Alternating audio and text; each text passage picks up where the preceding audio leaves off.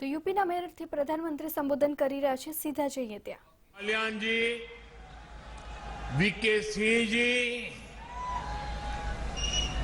मंत्री श्री दिनेश खटीक जी, उपेंद्र त्रिवादी जी, श्री कपिल देव अग्रवाल जी, संसद में मेरे साथी श्रीमान सतपाल सिंह जी, राजेंद्र अग्रवाल जी, विजय सिंह जी तोमर, श्रीमती कांता कर्णप जी, विधायक भाई सोमेंद्र तोमर जी, संगीत सोम जी,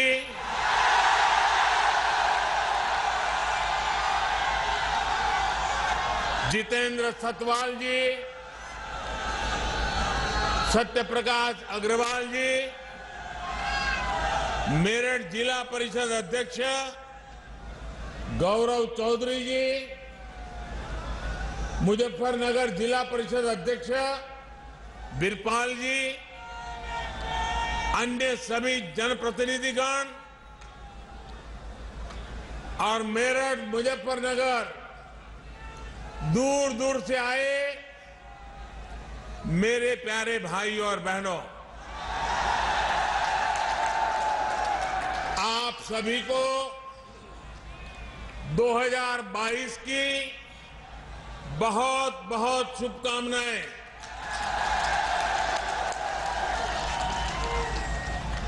साल की शुरुआत में मेरठ आना अपने आप में मेरे लिए बहुत अहम है। भारत के इतिहास में मेरठ का स्थान सिर्फ एक शहर का नहीं है, बल्कि मेरठ हमारी संस्कृति, हमारे सामर्थ्य का भी महत्वपूर्ण केंद्र है। रामायण और महाभारत काल से लेकर जैन तीर्थंकरों और पंच प्यारों में से एक भाई धर्मसिंह तक मेरठ ने देश की आस्था को ऊर्जावान किया है। सिंधु घाटी की सभ्यता से लेकर देश के पहले स्वतंत्रता संग्राम तक इस क्षेत्र ने दुनिया को दिखाया है कि भारत का सामर्थ्य क्या होता है। 1857 में बाबा ओगडनाथ मंदिर और वहीं से आजादी की जो ललकार उठी, दिल्ली कूच का आह्वान हुआ, उसने गुलामी की अंधेरी सुरंग में देश को नई रोशनी दिखा दी। क्रांति की इसी प्रेरणा से आगे बढ़ते हुए हम आजाद हुए और आज गर्व से अपनी आजादी का अमृत महोत्सव मना रहे हैं। मेरा सौभाग्य है कि यहां आने से पहले मुझे बाबा ओगडनाथ मंदिर जाने का अवसर मिला। मैं अमर जवान ज्योति भी गया। स्वतंत्रता संग्राम संग्रहालय में उस अनुभूति को महसूस किया जो देश की आजादी के लिए कुछ कर गुजरने वालों की दिलों में एक लालायित थी। भाइयों और बहनों, मेरठ और आसपास के इस क्षेत्र ने स्वतंत्र भारत को भी नई दिशा देने में महत्वपूर्ण योगदान दिया है। राष्ट्र रक्षा के लिए सीमा पर बलिदान हो या फिर खेल के मैदान में राष्ट्र के लिए सम्मान, राष्ट्रभक्ति की अलग अलग को इस क्षेत्र ने सदा सर्वदा प्रज्वलित रखा है। नूरपुर मड़ैया ने चौधरी चरण सिंह जी के रूप में देश को एक विजनरी नेतृत्व भी दिया। मैं इस प्रेरणा स्थली का वंदन करता हूं, मेरठ और क्षेत्र के लोगों का अभिनंदन करता हूं। भाई और बहनों, मेरठ देश की एक और महान संतान मेजर ध्यानचंद जी की भी कर्मस्थली रहा है।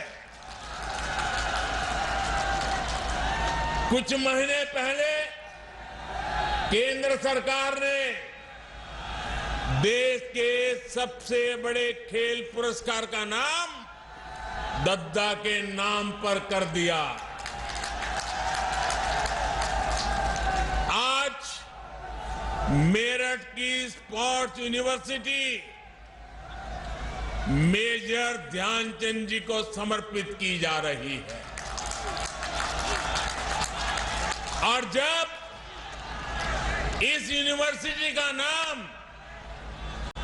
मेजर ध्यानचंद जी से जुड़ जाता है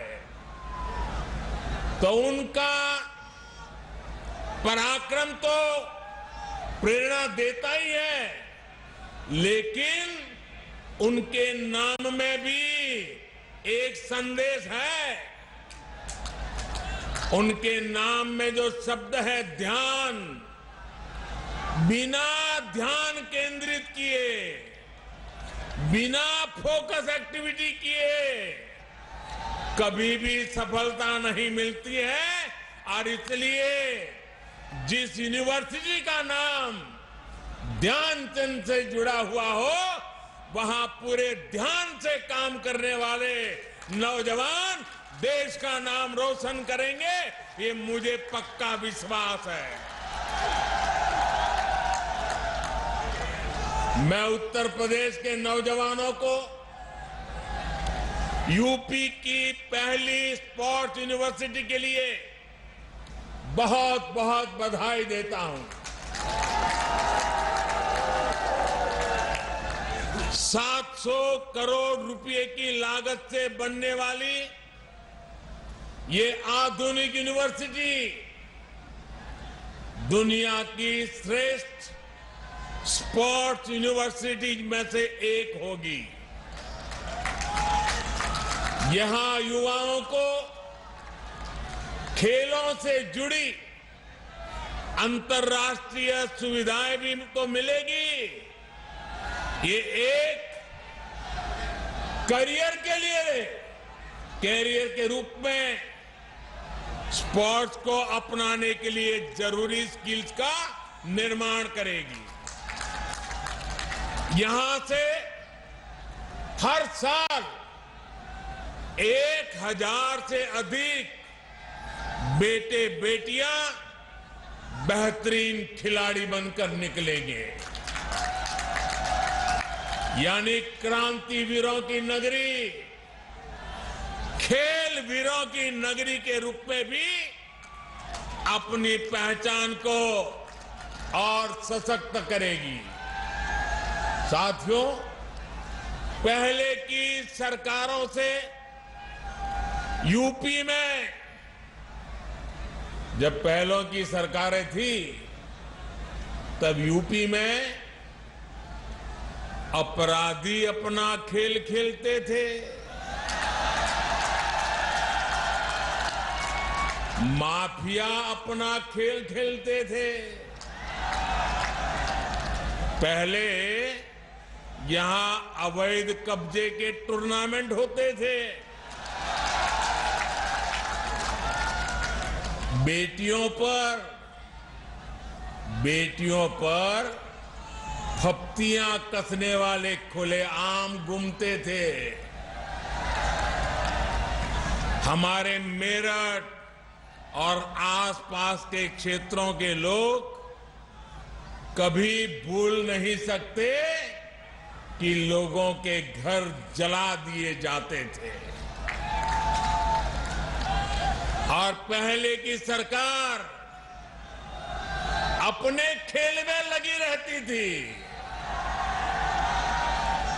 पहले की सरकारों के खेल का ही नतीजा था कि लोग अपना पुश्तैनी घर छोड़कर पलायन के लिए मजबूर हो गए थे। अब योगी जी की सरकार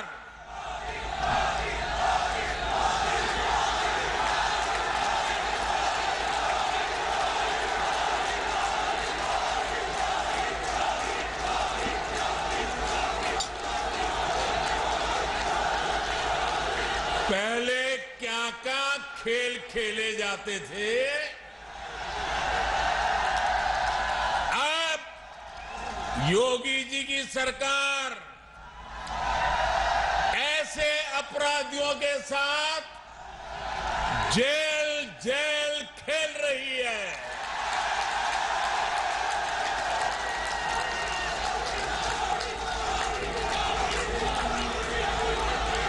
साल पहले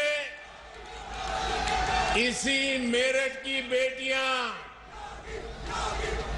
शाम होने के बाद अपने घर से निकलने से डरती थी। आज मेरठ की बेटियां पूरे देश का नाम रोशन कर रही है। यहां मेरठ के मोतीगंज बाजार में